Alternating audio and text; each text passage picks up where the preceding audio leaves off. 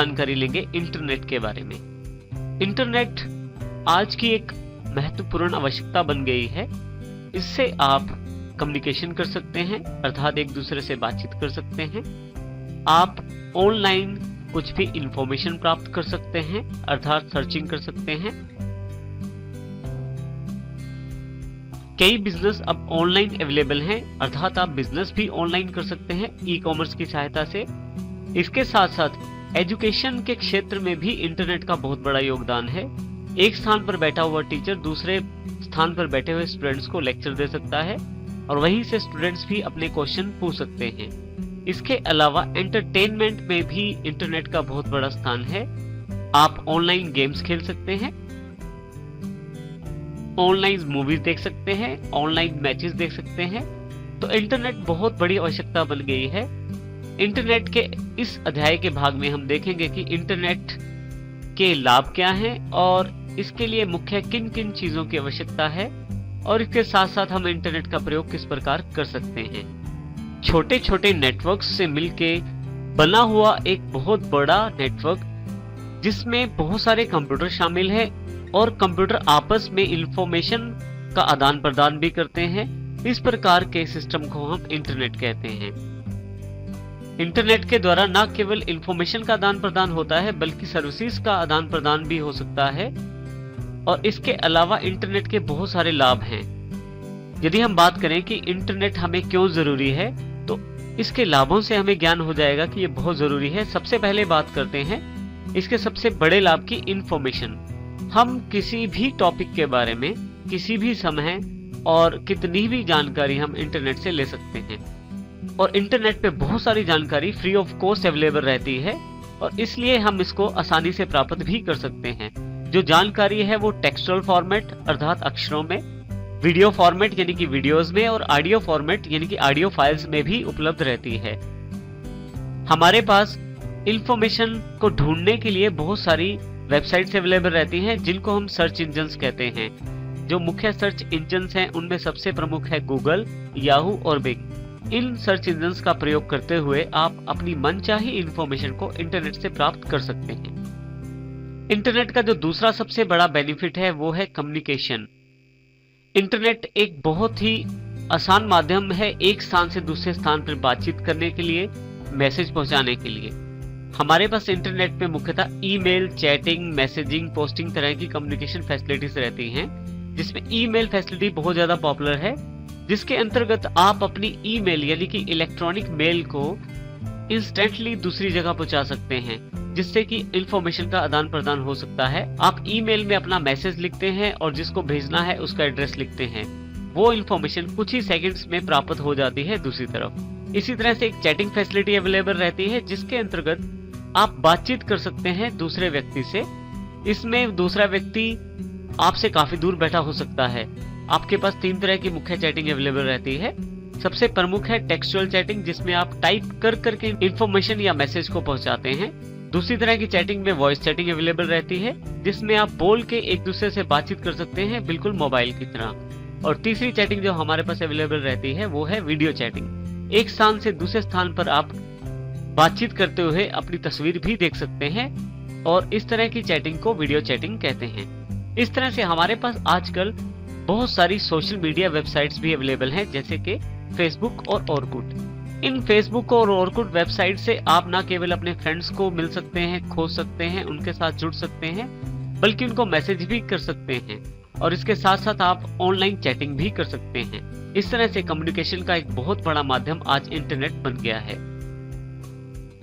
Internet की तीसरी सबसे बड़ी विशेषता है ई कॉमर्स, इलेक्ट्रॉनिक कॉमर्स। आजकल छोटे और बड़े बिजनेस, कोई भी बिजनेस हो, चाहे वो छोटा हो या बड़ा हो, वो ऑनलाइन होना चाहता है।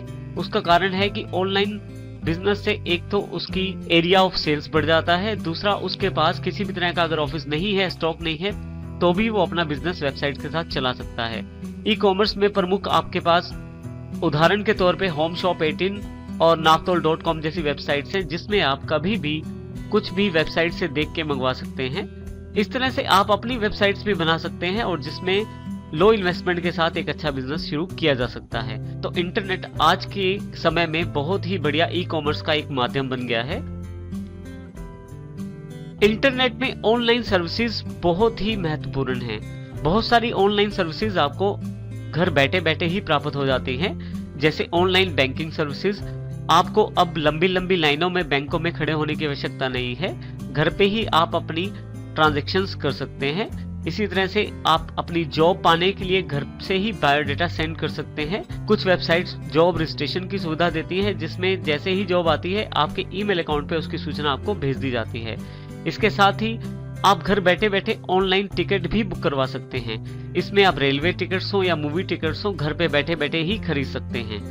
इसके अतिरिक्त आप ऑनलाइन पेमेंट भी कर सकते हैं, जिसमें electricity bill payment, telephone bill payment, mobile payment, तो ये सभी चीजें आप घर बैठे बैठे ही कर सकते हैं। तो बहुत सारी इस तरह की सर्विसेज ऑनलाइन अवेलेबल हैं जो इंटरनेट में एक महत्वपूर्ण योगदान रखती हैं, जो कि इंटरनेट का एक बहुत बड़ा वरदान है।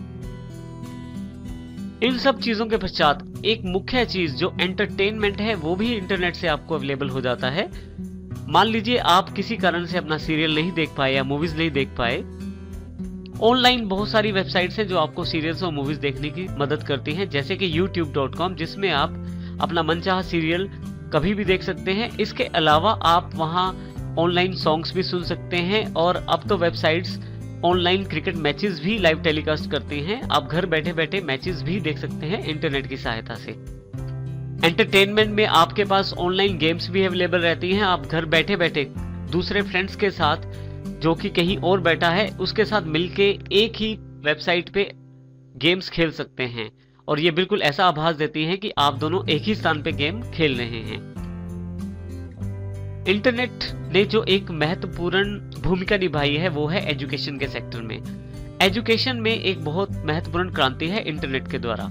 आप घर बैठे बैठे बहुत सारे कोर्सेज कर सकते हैं, बहुत सारी एजुकेशन प्राप्त कर सकते हैं। बहुत सारे कॉलेजेस और स्कूल्स अब इंटरनेट के माध्यम से जुड़ चुके हैं, और आजकल बहुत सारी क्लासेस ऑनलाइन ही अवेलेबल हो गई हैं, जिसमें आप इंटरनेट से बैठे बैठे कहीं दूसरे स्थान पर बैठे व्यक्ति से क्लासेस अटेंड कर सकते हैं, और आप चाहें तो उनसे क्वेश्चन भी पूछ सकते हैं। तो इंटरनेट एक बहुत बड़ा वरदान साबित हुआ है एजुकेशन सेक्टर में। इंटरनेट सीखने से पहले कुछ बेसिक टर्म्स हैं जिनकी हम जानकारी लेंगे, ताकि जब हम इंटरनेट प्रयोग करें तो उन सब चीजों की जानकारी हमें रहे जो इंटरनेट सीखने के लिए बहुत जरूरी है। इंटरनेट की एक सबसे बेसिक टर्म है वेब पेज। वेब पेज क्या होता है? एक ऐसा पेज जो इंटरनेट पे आपको इंफॉर्मेशन देता है, वो वेब पेज कहलाता है। वेब पेज आपको इंफॉर्मेशन टेक्स्ट अर्थात लिखे हुए अक्षरों में, ऑडियो अर्थात आवाज में, वीडियो और एनिमेशन इफेक्ट्स के साथ ही आपको इंफॉर्मेशन प्रदान करता है। कुछ वेब पेजेस ऐसे होते हैं जो एक फिक्स तरह की इंफॉर्मेशन देते हैं, जैसे कि हिस्ट्री पेजेस, जिसमें आप इंफॉर्मेशन जो है वो पुरानी हर बार मिलती है आपको। लेकिन कुछ वेब पेजेस ऐसे होते हैं जिन पे इंफॉर्मेशन साथ साथ बदलती रहती है, जैसे एक रेलवे रिजर्वेशन का पेज जो जैसे ही सीटें बुक होती हैं या कैंसिल होती हैं आपको उसकी जानकारी उपलब्ध करवाता है। और ऐसे ही cricket live telecast web page, जिसमें स्कोर्स जैसे जैसे बदलता है उसकी स्कोरिंग की जानकारी आपको वेब पेज पे अवेलेबल रहती है। तो वेब पेज एक माध्यम है आपको इंफॉर्मेशन देने का। वेबसाइट क्या होती है? यदि हम वेबसाइट की बात करें तो website collection of web pages होती है, अर्थात बहुत सारे वेब पेजेस को अगर इकट्ठा कर दिया जाए और एक यूनिट में बांध दिया जाए तो उसे हम वेबसाइट कहते हैं। हर वेबसाइट का एक अपना अलग एड्रेस होता है। वेबसाइट में बहुत सारे मल्टीपल सोर्सेज से इंफॉर्मेशन इकट्ठी रहती है, और इसको हम और ये प्रॉपर्ली ऑर्गेनाइज रहती है वेब पेजेस के रूप में, जो कि इकट्ठी कर दी जाती है और ये एक वेबसाइट कहलाती है। हर वेबसाइट का एक अपना अलग एड्रेस होता है, उस वेबसाइट को दूसरी वेबसाइट से अलग रिप्रेजेंट करता है। हर एक वेबसाइट का अपना एक कार्य हो सकता है, जैसे कि उदाहरण के तौर पे रेलवे की वेबसाइट, जिसमें आप रेलवे की टिकटिंग की जानकारी ले सकते हैं, उनकी ट्रेन सिस्टम की जानकारी ले सकते हैं। इसी तरह से एयर टिकट रिजर्वेशन की वेबसाइट अलग हो सकती है, जिसमें एयर टिकट्स खरीदी जा सकती हैं और उनको रिजर्व किया जा सकता है। तो वेबसाइट्स का प्रयोग कर सकते हैं आप अपनी जानकारी प्राप्त करने के लिए, जो मुख्यतः वेब पेजेस से बनी होती है। जैसे हमने बात की कि एक वेबसाइट में बहुत सारे वेब पेजेस होते हैं जिसमें कि इंफॉर्मेशन रखी रहती है। यदि हम बात करें होम पेज की, होम पेज वो वेब पेज होता है जो सबसे पहले आपके सामने खुलता है।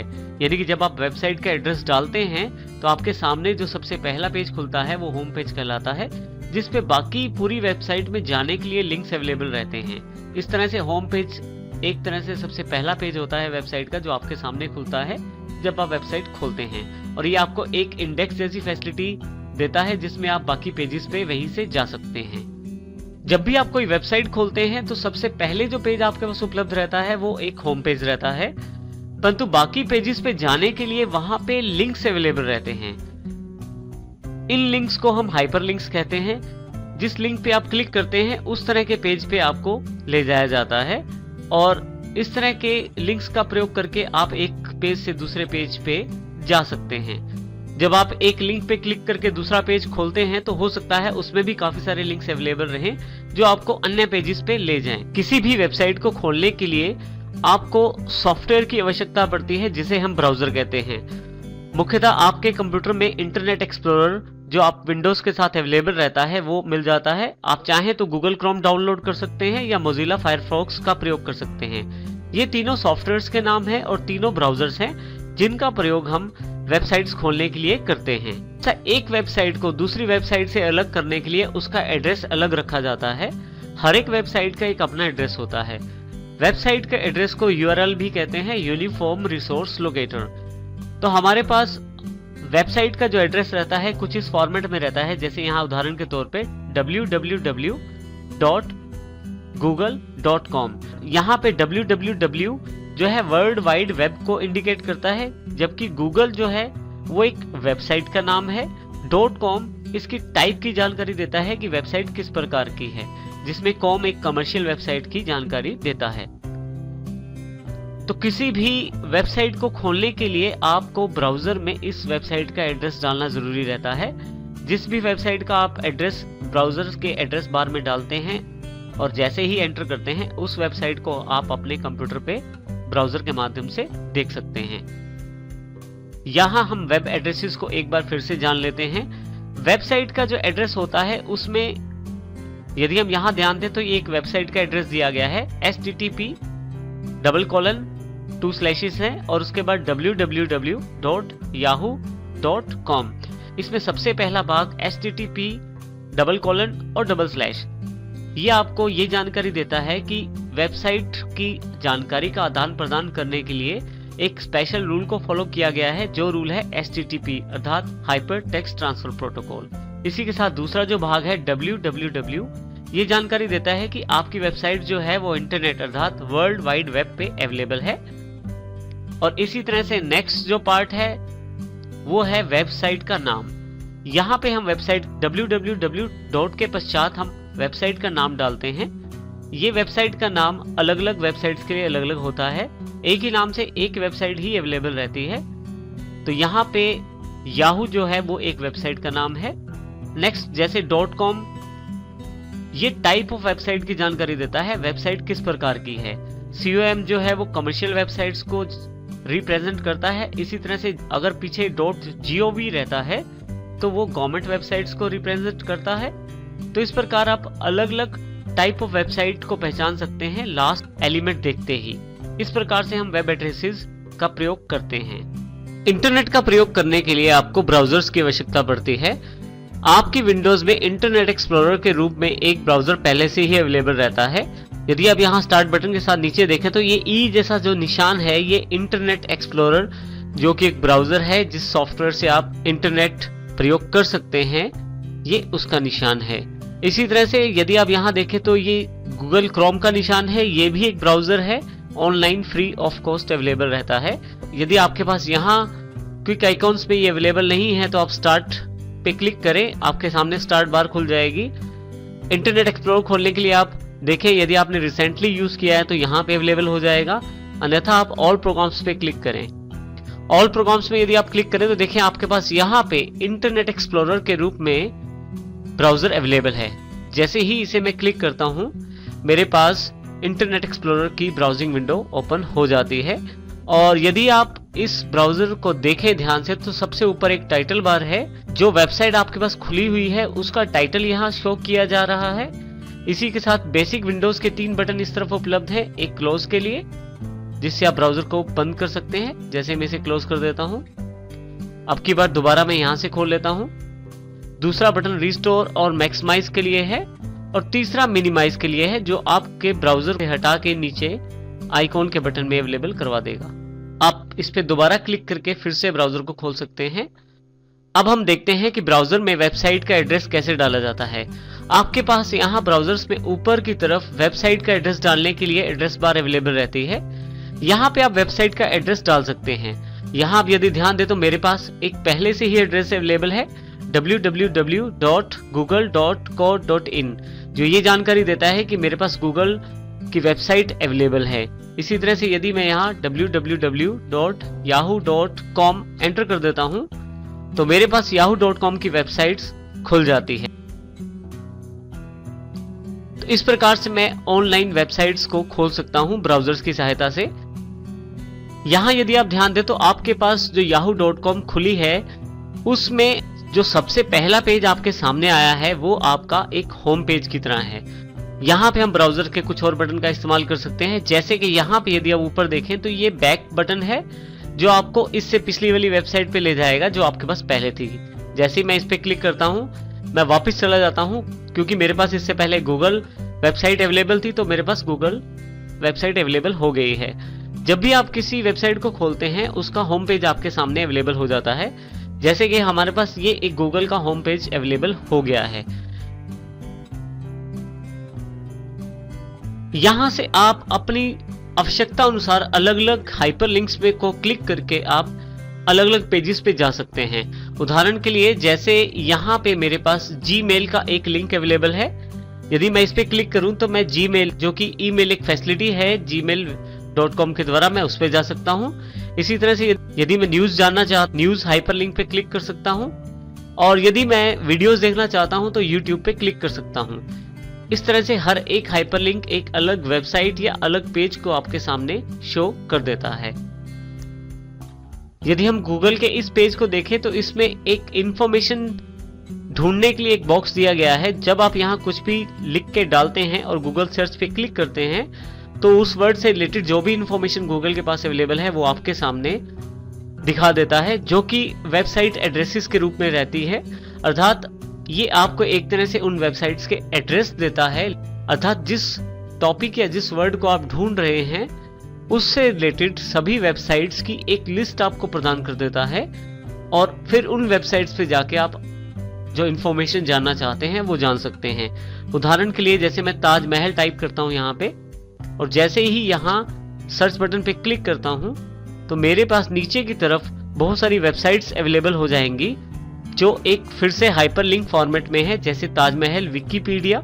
ऊपर देखें तो टॉपिक का नाम और नीचे देखें तो उस वेबसाइट का एक एड्रेस भी दिया जा रहा है। इसी तरह से आपके पास नीचे की तरफ tajmahal.gov.in की वेबसाइट है, जो कि ऑफिशियल वेबसाइट है ताजमहल यूपी टूरिज्म की।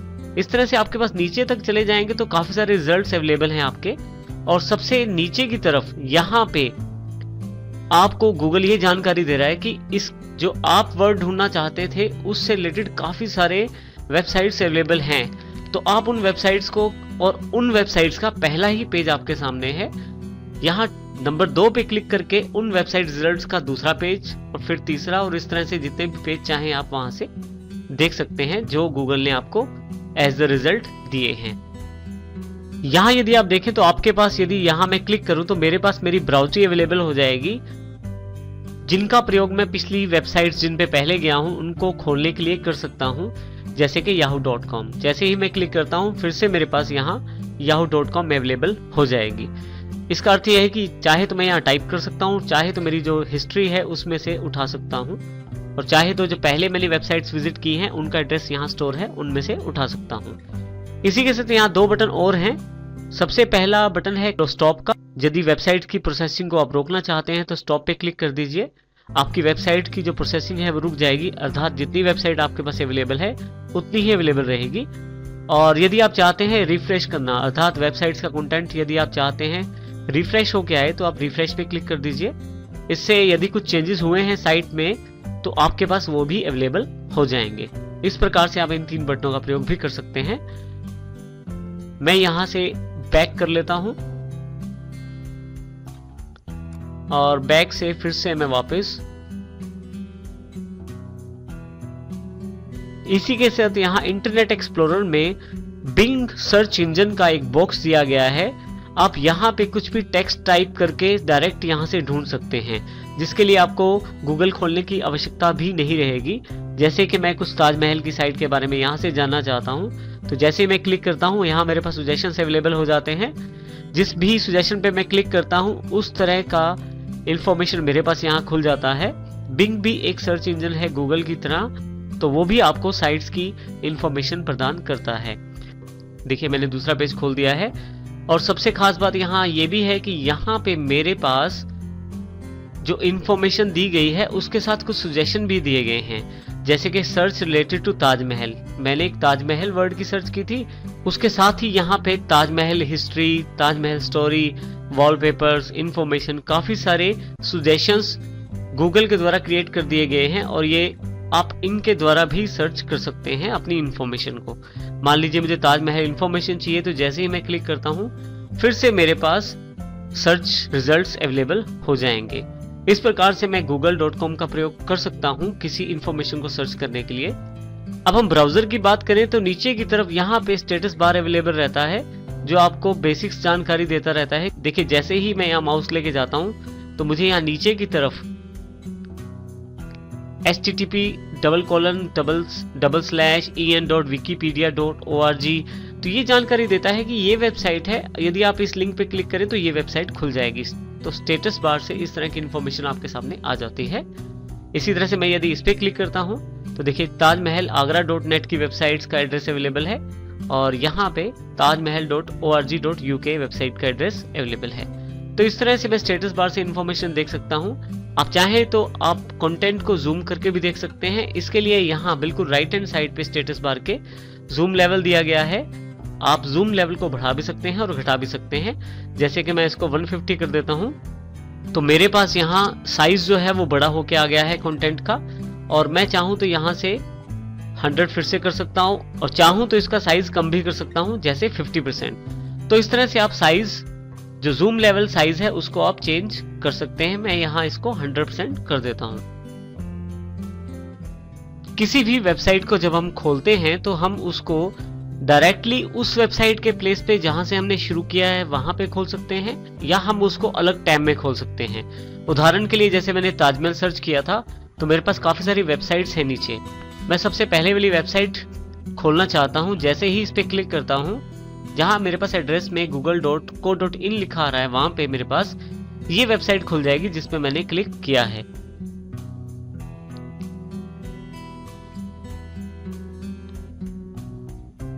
तो यदि आप यहाँ ध्यान से देखें तो मेरे पास एड्रेस ऊपर बदल गया है, और यहाँ पे वो वेबसाइट खुल गई है जिसको मैंने क्लिक किया था।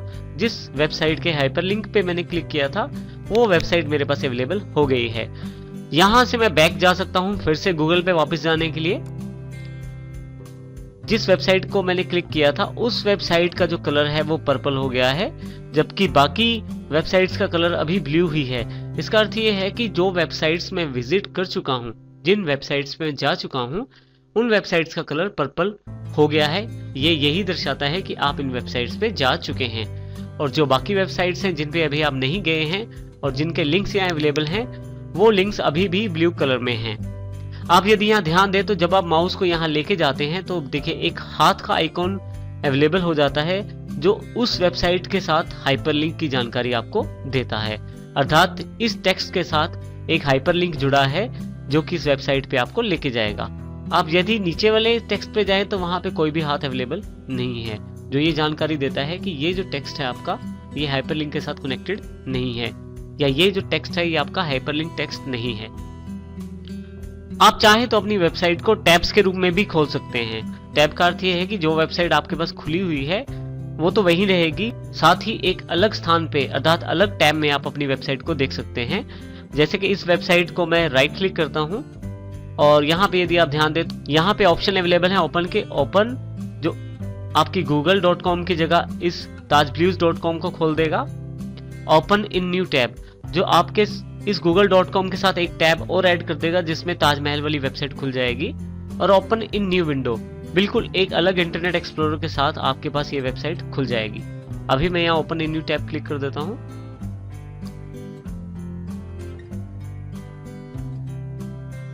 आप देखेंगे कि एक टैब आपके पास अवेलेबल हो गई है, ताजमहल टाइटल है जिसमें। यदि मैं इस पे क्लिक करूं तो मेरे पास ताजमहल वाली वेबसाइट यहाँ अवेलेबल हो गई है।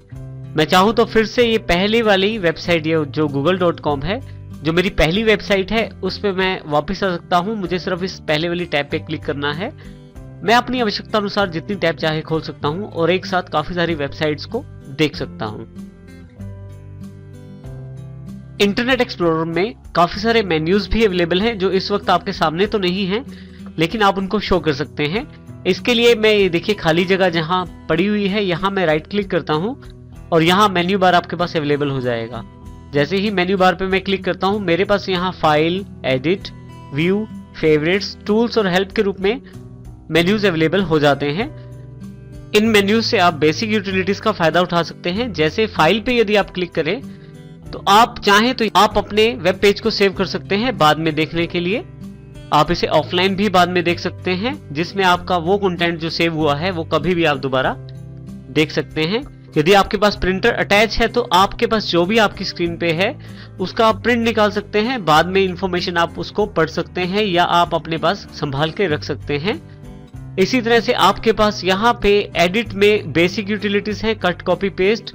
यदि आप चाहें तो किसी भी टॉपिक को या किसी भी साइट के एड्रेस को बाद में याद रखने के लिए कॉपी कर सकते हैं। जैसे इस एड्रेस को मैं सिलेक्ट कर लेता हूं, राइट क्लिक करके इसे कॉपी कर लेता हूं और यहां से मैं नोटपैड खोल लेता हूं और इसमें मैं इसे पेस्ट कर देता हूं, ताकि मुझे जिस एड्रेस से मैंने कंटेंट लिया है या जो मेरे लिए इंपॉर्टेंट है उसको मैं अपने पास सेव करके रख सकता हूं। इसी तरह से आप चाहें तो व्यू में आप टूल बार्स ऑन ऑफ कर सकते हैं। जैसे मेन्यू बार अगर आपको नहीं चाहिए तो आप ऑफ कर सकते हैं यहां से, और यदि आपको फिर से चाहिए तो यहां जैसे पहले राइट क्लिक करके मेन्यू बार फिर से ले सकते हैं। व्यू पे आपके पास और भी बार्स हैं जिनको आप ऑन ऑफ कर सकते हैं यहीं से। जैसे फेवरेट बार मुझे नहीं चाहिए तो मैं क्लोज कर देता हूं और इसी तरह से कमांड बार भी क्लोज कर देता हूं। और यदि आप फिर से इन बार्स को लाना चाहते हैं तो टूल बार से फिर से इन्हें आसानी से लेके आ सकते हैं। और इसी तरह से यदि आप चाहें तो आप अपने पेज को रिफ्रेश कर सकते हैं। आप यहां से जूम भी सेट कर सकते हैं जैसे हमने नीचे से किया था। और इसी तरह से आप टेक्स्ट साइज, जो पेज का जो टेक्स्ट साइज है उसको भी बड़ा कर सकते हैं। जैसे इसे मैं लार्जर कर देता हूं तो देखिए मेरे पास जो कंटेंट, जो मेरे पास वेबसाइट्स के जो अक्षर हैं वो बड़े हो गए हैं। फिर से मैं व्यू पे जाके टेक्स्ट साइज को मीडियम कर देता हूं।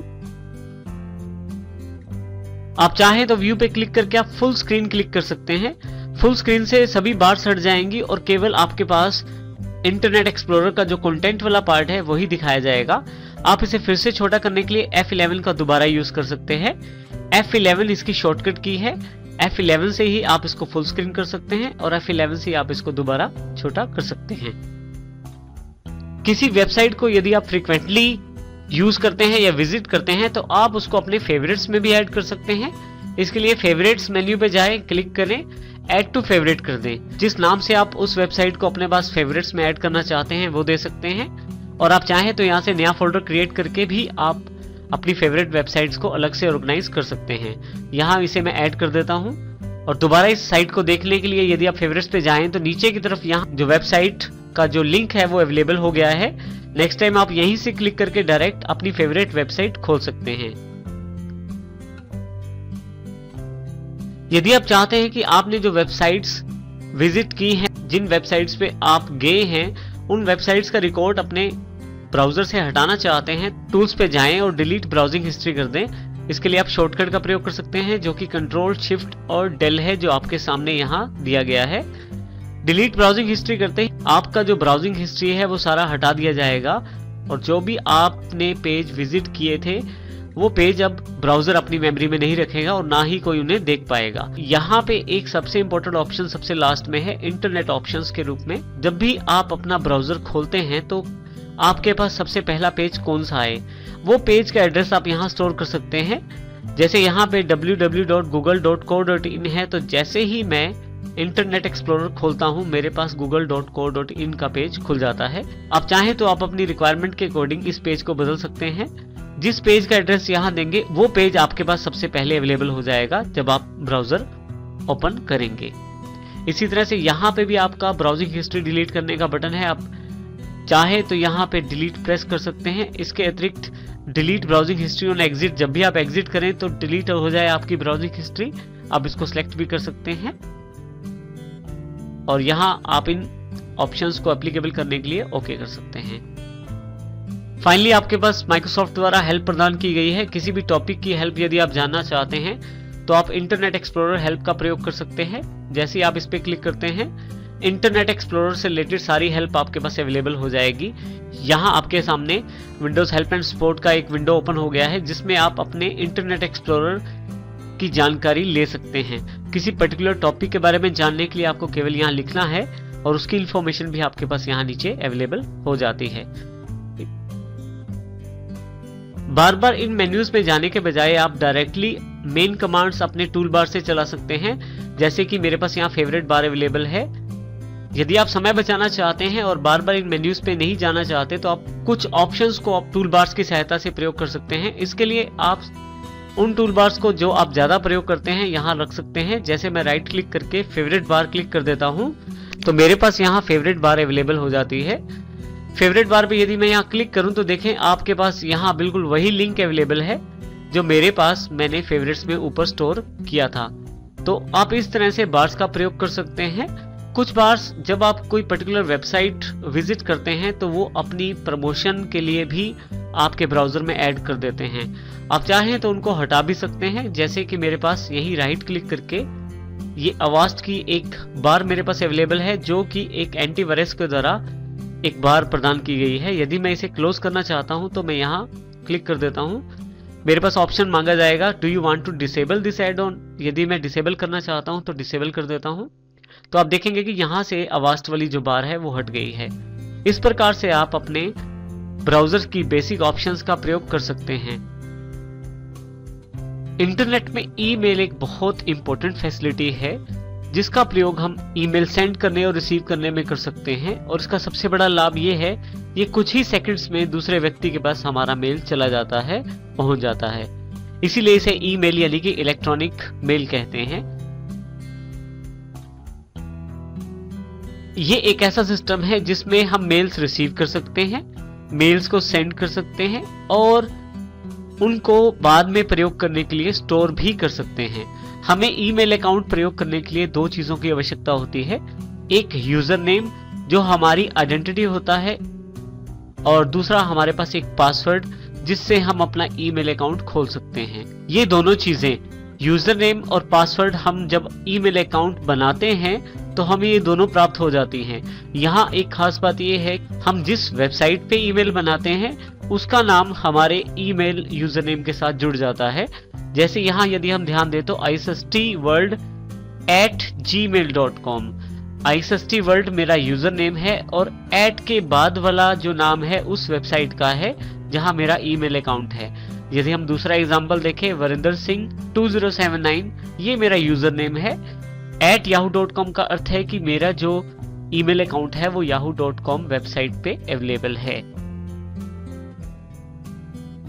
बहुत जरूरी है कि आप दोनों चीजों को अलग अलग रखें। वेबसाइट का एड्रेस बिल्कुल अलग प्रकार से शो किया जाता है और ईमेल एड्रेस बिल्कुल अलग प्रकार से शो किया जाता है।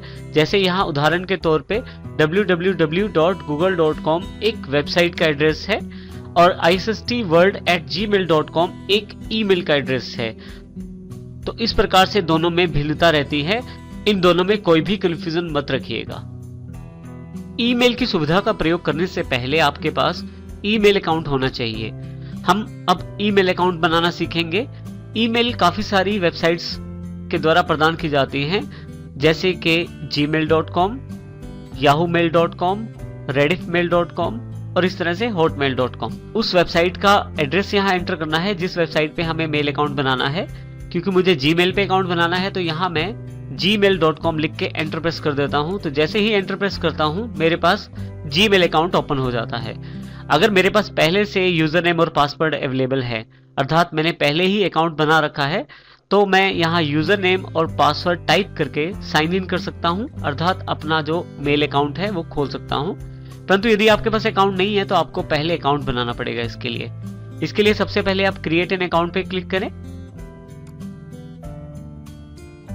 जैसे आप क्रिएट एन अकाउंट पे क्लिक करते हैं तो आपके पास यहाँ पे कुछ बेसिक इंफॉर्मेशन मांगी जाती है जिसके आधार पे आपका अकाउंट बनाया जाता है। जैसे मेरे पास यहाँ पे जानकारी मांगी जा रही है, तो यहाँ मैं सबसे पहली जो फील्ड है वो है नाम। सबसे पहले यहाँ देखें आप, डिम लेटर्स में लिखा हुआ है फर्स्ट और यहाँ लिखा हुआ है लास्ट, अर्थात आप यहाँ फर्स्ट नेम टाइप करें और यहाँ पे लास्ट नेम। तो यहाँ मैं फर्स्ट नेम टाइप कर देता हूँ और यहाँ लास्ट नेम टाइप कर देता हूँ। उसके पश्चात मैं यहाँ यूजर नेम चुन सकता हूँ और यहाँ यदि आप ध्यान दें तो @gmail.com पहले से ही इसमें लिखा हुआ है, अर्थात जो यूजर नेम आप लेंगे उसके साथ ये साथ में जुड़ जाएगा। तो यहाँ मैं अपना यूजर नेम सेट कर लेता हूँ।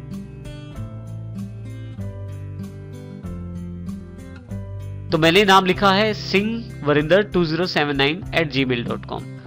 इसके साथ ही यहाँ पे मैं पासवर्ड डाल सकता हूँ। ये पासवर्ड मेरे अकाउंट खोलने के लिए बहुत ही इंपॉर्टेंट रहता है और ये ज़रूरी है कि आप अपने पासवर्ड्स को संभाल के रखें, क्योंकि अनऑथराइज्ड एक्सेस अर्थात आपके बिना जाने आपका मेल अकाउंट एक्सेस करने से आपकी पर्सनल इंफॉर्मेशन हैक हो सकती है। इसलिए हमेशा पासवर्ड आप स्ट्रॉन्ग बनाएं और स्ट्रॉन्ग पासवर्ड आप हमेशा याद भी रखें या अलग से किसी जगह पे उसे लिख के रखें ताकि वो पासवर्ड आपको कभी भी भूले नहीं। मैं यहाँ पे पासवर्ड टाइप कर देता हूँ, जो पासवर्ड मैं यहाँ देना चाहता हूँ। जब आप टाइप करते हैं आपको यहाँ पे जीमेल के द्वारा पासवर्ड स्ट्रेंथ बताई जा रही है कि आपका जो पासवर्ड है वो कितना स्ट्रॉन्ग है। अब अगर मैं कोई और पासवर्ड यूज करता हूँ इस पे, तो देखिए यहाँ पे मेरे पास पासवर्ड की जो स्ट्रेंथ है उसके अकॉर्डिंग यहाँ पे सजेशन दिया जाता है। तो मान लीजिए मैं स्ट्रेंथ कम कर देता हूँ, तो देखिए यहाँ पे मेरे पास एक एरर अवेलेबल है कि पासवर्ड जो है वो 8 कैरेक्टर का होना चाहिए और पासवर्ड जो है वो आपका स्ट्रॉन्ग होना चाहिए, जिसमें आप लेटर्स, नंबर्स और कैरेक्टर्स का प्रयोग भी कर सकते हैं। तो यहाँ मैं अपना पासवर्ड टाइप कर देता हूँ दोबारा, जो सही पासवर्ड है जिससे मैं मेल ओपन करना चाहता हूँ। इसी तरह से यही पासवर्ड मुझे दोबारा कंफर्म करने के लिए डालना पड़ेगा। अगर ये पासवर्ड मैच नहीं होंगे तो आपको यहाँ पे एक एरर आ जाएगा। सपोज करें यहाँ मैं हटा देता हूँ, तो देखिए यहाँ पे एक एरर आ गया, this passwords don't match, try again. तो आप पासवर्ड जो है वो सही रखें, दोनों तरफ अगर सही होगा तो आपके पास एरर नहीं आएगा। इसके बाद बर्थडे, आप डेट ऑफ बर्थ बताएं यहाँ पे, यहाँ पे डेट और यहाँ पे ईयर बता दें। उसके पश्चात आप जेंडर, मोबाइल फोन बताएं। मोबाइल नंबर देना यहाँ जरूरी होता है क्योंकि इस पे आपका एक मैसेज आता है जिसके जीमेल आपके अकाउंट की वेरिफिकेशन करता है। तो जो भी मोबाइल नंबर आप दें वो आपके पास उस वक्त अवेलेबल हो तो बढ़िया है, क्योंकि उस पे साथ के साथ ही मैसेज अवेलेबल हो जाएगा। यदि आपके पास पहले से कोई ईमेल एड्रेस है तो वो भी आप यहाँ टाइप कर सकते हैं। पहले से कोई ईमेल आईडी है तो आप यहाँ पे उसको भी डाल सकते हैं, जिससे कि जीमेल के पास आपका करंट ईमेल आईडी भी अवेलेबल हो जाएगा। इसी तरह से आपके पास यहाँ पे कुछ ऑप्शंस, प्रमोशनल ऑप्शन है जैसे डिफॉल्ट होम पेज। यदि आप चाहते हैं कि आप जब भी वेबसाइट खोलें तो आपके पास गूगल का पेज खुल जाए तो आप इसे क्लिक कर सकते हैं। इस तरह से एक वेरिफिकेशन अवेलेबल हो जाती है। यहाँ पे वेरिफिकेशन में आपको यहाँ कैरेक्टर्स पढ़ के नीचे टाइप करने पड़ते हैं। आप चाहें तो कैरेक्टर्स और चाहे तो ऑडियो का भी एक चैलेंज पिक कर सकते हैं, अर्थात ऑडियो सुन के आपको वो कैरेक्टर्स टाइप करने होते हैं। और यहाँ पे मैं इन कैरेक्टर्स को टाइप कर देता हूँ। अगर कैरेक्टर्स ठीक टाइप नहीं होंगे तो मेरे पास एरर आ जाएगा और मेरी अकाउंट नहीं बन पाएगा। आप चाहें तो यहाँ पे इस बटन पे यदि आप क्लिक करें तो आप एक नया टेक्स्ट यहाँ पा सकते हैं और आप एक दो बार इस पे क्लिक करें और आपको जो टेक्स्ट लगता है आसानी से आप एंटर कर सकते हैं, उसको टाइप करें। जैसे अब मैं इसको टाइप करना चाहता हूं। इसके पश्चात आपको लोकेशन की जानकारी देनी है। देखिए लोकेशन ऑलरेडी इसने सिलेक्ट कर लिया है। आप किसी और लोकेशन पे हैं तो लोकेशन चेंज कर दें। इसके साथ I agree to Google terms को आप यहाँ सिलेक्ट करें। आप इसके साथ ही नेक्स्ट स्टेप कर दें। जैसे ही आपने नेक्स्ट स्टेप किया आपके पास देखिए यहाँ फोन नंबर फिर से उभर के आ गया है और गूगल के द्वारा यहाँ मैसेज शो किया गया है कि अकाउंट सिक्योरिटी के पर्पज से इसी नंबर का प्रयोग किया जाएगा। आप चाहें तो वेरीफाई अकाउंट दो तरीके से करवा सकते हैं, टेक्स्ट मैसेज या वॉइस कॉल के थ्रू। टेक्स्ट मैसेज में एक मैसेज आपके पास मोबाइल पे उपलब्ध हो जाता है और यदि आप वॉइस कॉल करते हैं तो एक फोन आपके पास आ जाता है जिसमें आप वॉइस कॉल में एक कोड अवेलेबल रहता है जो डाल के आप अपना अकाउंट एक्टिवेट कर सकते हैं। मैं यहाँ टेक्स्ट मैसेज सेलेक्ट कर लेता हूँ। जैसे ही कंटिन्यू करता हूँ मेरे पास यहाँ वेरीफाई योर अकाउंट के लिए एक मैसेज अवेलेबल हो जाता है मोबाइल पे। मुझे वो मैसेज मेरे मोबाइल से पढ़ना है और इसमें फीड करना है। तो जो भी कोड मेरे मोबाइल पे अवेलेबल हुआ है वो मैं यहाँ फीड कर दूंगा। ये हर बार अलग कोड अवेलेबल होता है और जैसे ही आप एंटर करते हैं आप इसके पश्चात कंटिन्यू कर सकते हैं। यदि आपका कोड बिल्कुल ठीक है तो आपके पास यहाँ अकाउंट की प्रोसेसिंग शुरू हो जाती है और देखिए आपके पास यहाँ पे गूगल अकाउंट जो है अवेलेबल हो गया है। आप चाहें तो यहाँ से अपने प्रोफाइल में चेंजेस भी कर सकते हैं, जैसे कि आप ऐड कर सकते हैं प्रोफाइल की फोटो और इसके साथ चाहें तो नेक्स्ट स्टेप पे जा सकते हैं। मैं यहाँ नेक्स्ट स्टेप सेलेक्ट कर लेता हूँ।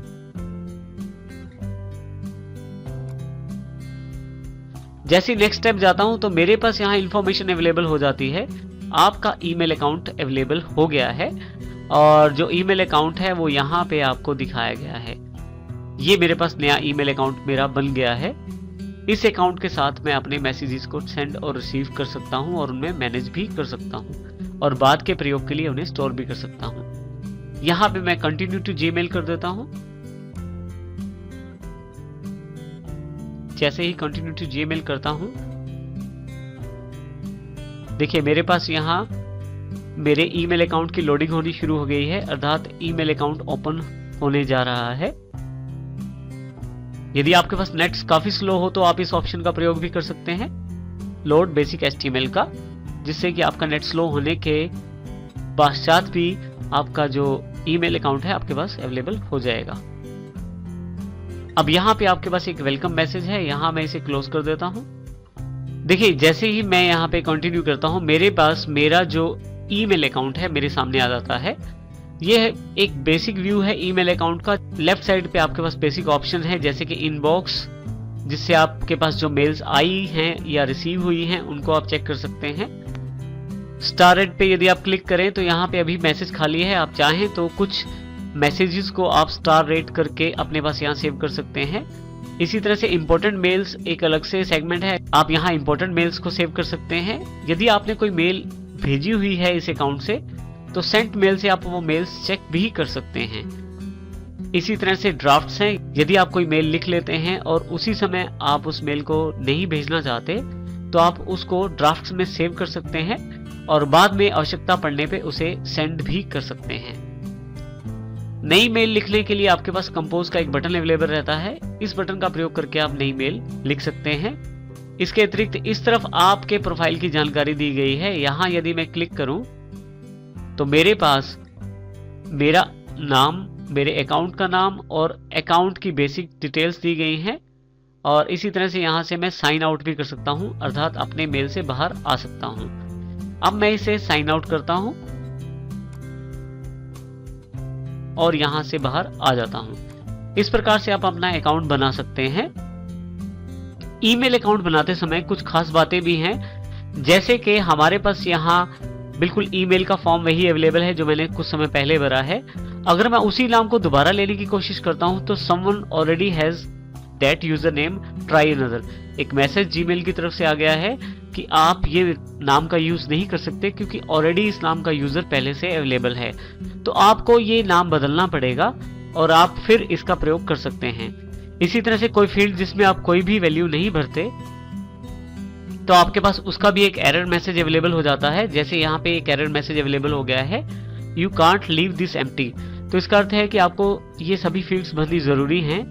और इसी तरह से तीसरी जो एरर हमने बात की थी, यदि आपका पासवर्ड मैच नहीं करता जो आपने क्रिएट ए पासवर्ड बॉक्स और कंफर्म योर पासवर्ड बॉक्स में डाला है, तो आपके पास फिर से एक एरर आ जाएगा जो कि आपको बताएगा कि आपका पासवर्ड मैच नहीं कर रहा। तो इस तरह के एरर आप चेक कर सकते हैं और इस तरह के बेसिक एरर्स को दूर करके आप अपना अकाउंट बना सकते हैं। क्योंकि अब मेरा अकाउंट बन गया है तो अब मैं अपने अकाउंट को लॉगिन कर सकता हूं, अर्थात अपने अकाउंट को खोल सकता हूं। जब भी आप अपने ईमेल अकाउंट को एक्सेस करना चाहते हैं तो आपको फिर से यहाँ एड्रेस बार में उस वेबसाइट का एड्रेस देना है जिस वेबसाइट पे आपका ईमेल अकाउंट अवेलेबल है। जैसे मेरा अकाउंट gmail.com पे है तो यहाँ मैं gmail.com टाइप करके एंटर कर देता हूँ तो मेरे पास यहाँ जीमेल अवेलेबल हो जाएगी।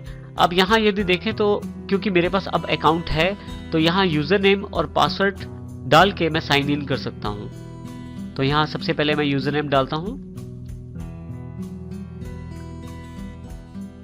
जो भी यूजर नेम है। यहाँ पे आपको पासवर्ड टाइप करना है, जो पासवर्ड आपकी जीमेल अकाउंट का है। यदि इनमें से कोई भी इंफॉर्मेशन ठीक नहीं होगी तो आपके पास एरर मैसेज आ जाएगा। अभी मैं साइन इन करता हूं इसे।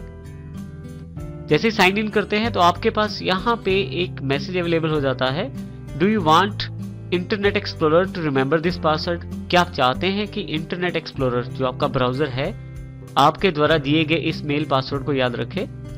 तो मोस्टली जब हम अपने पर्सनल कंप्यूटर पे काम करते हैं तो हम चाहते हैं कि हमारे पासवर्ड सेव रहे उसमें।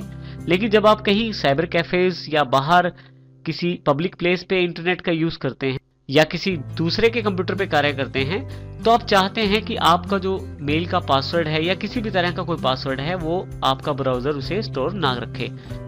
इसके लिए आप यहाँ don't offer to remember any more passwords को सिलेक्ट कर सकते हैं और यहाँ पे इसे नो कर सकते हैं। तो आपका जो ये पासवर्ड है ये स्टोर नहीं किया जाएगा जीमेल के द्वारा। जब भी आप मेल अकाउंट खोलते हैं तो इस तरह का अकाउंट आपके सामने आ जाता है, जिसमें सबसे पहले हम 3 मुख्य भाग देखते हैं।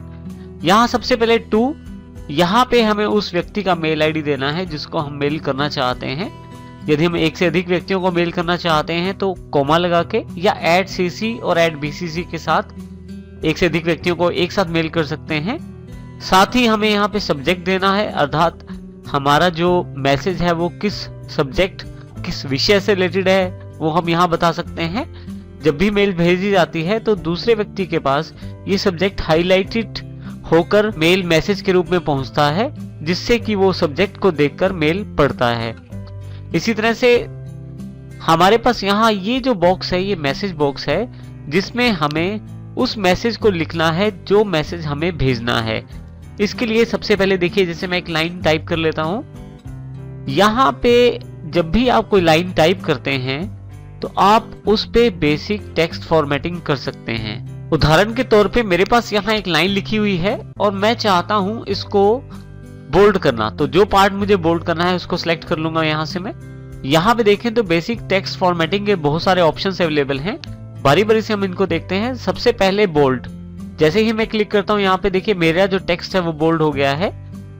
इसी तरह से यदि आप इटैलिक करना चाहते हैं तो जो वर्ड या जो लाइन इटैलिक करनी है उसको सिलेक्ट कर लें, यहाँ पे इटैलिक पे क्लिक कर दें। इसी तरह से अंडरलाइन, आप चाहें तो यहाँ से फॉन्ट का स्टाइल अलग कर सकते हैं। जैसे देखिए मैं फॉन्ट का स्टाइल डिफरेंट कर देता हूँ यहाँ से। इसी के साथ यहाँ पे साइज भी अवेलेबल है, आप चाहें तो लार्ज साइज, ह्यूज या नॉर्मल साइज भी ले सकते हैं। इसी तरह से आप कलर सेट कर सकते हैं, जो कलर आप लेना चाहते हैं वो कलर यहाँ से सिलेक्ट कर सकते हैं। देखिए यहाँ पे ये जो कलर हमने लिया था ये फोरग्राउंड का कलर है, अर्थात अक्षरों का कलर है। सिलेक्ट करने के पश्चात यहाँ कॉर्नर पे क्लिक करूं तो बहुत सारे कलर्स अवेलेबल हैं। जैसे यहाँ से रेड क्लिक कर देता हूं तो मेरे पास रेड कलर हो जाता है जो सिलेक्टेड टेक्स्ट है उसका। इसी तरह से मैं दोबारा सिलेक्ट कर लेता हूं यहाँ पे साथ ही हाईलाइट कलर अवेलेबल है। इसको अगर मैं सिलेक्ट कर लेता हूं तो ये कलर जो टेक्स्ट मैंने सिलेक्ट किया है उसकी बैक साइड पे अवेलेबल होता है। देखिए यहाँ पे इस तरह से मेरे पास ये बैक साइड पे अवेलेबल हो गया है। इसी के साथ नेक्स्ट ऑप्शन जो हमारे पास है वो इंसर्ट इमोशन आइकॉन्स का है। यदि आप यहाँ क्लिक करें तो काफी सारे इमोशन आइकॉन अवेलेबल हो जाएंगे। जैसे कि यहाँ आपके पास काफी सारे आइकॉन्स अवेलेबल हैं जो कि इमोशन आइकॉन्स हैं। आप जैसा आइकॉन चाहते हैं वो क्लिक कर सकते हैं। इन आइकॉन्स के साथ अपने भावों को आप व्यक्त कर सकते हैं।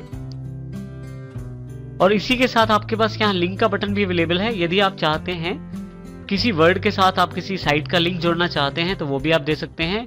इसके लिए आप सिलेक्ट कर ले पहले किसी वर्ड को, उसके पश्चात यहाँ पे लिंक पे क्लिक करें। आपके पास वेबसाइट का एड्रेस पूछा जाएगा और आप यहाँ एक वेबसाइट का एड्रेस डाल सकते हैं जिस भी वेबसाइट को आप लिंक करना चाहते हैं। और यदि आप ईमेल एड्रेस चाहते हैं लिंक करना तो वो भी आप यहाँ क्लिक करके दे सकते हैं। जैसे ही ओके करता हूँ यहाँ पे मैं, मेरे पास देखिए लिंक अवेलेबल हो जाता है। इसी के साथ यहाँ पे आपके पास नंबर लिस्ट अवेलेबल है। मान लीजिए मैं कुछ टाइप करना चाहता हूं और उसको मैं नंबरिंग देना चाहता हूं तो सिलेक्ट करके नंबरिंग दे सकता हूं। और इसी तरह से बुलेटिन लिस्ट भी दे सकता हूं। मैं यहां से चाहूं तो इंडेंट कर सकता हूं टेक्स्ट को, जो टेक्स्ट सिलेक्टेड है। और इसी के साथ यहाँ पे कोड्स प्रोवाइड किए जा सकते हैं।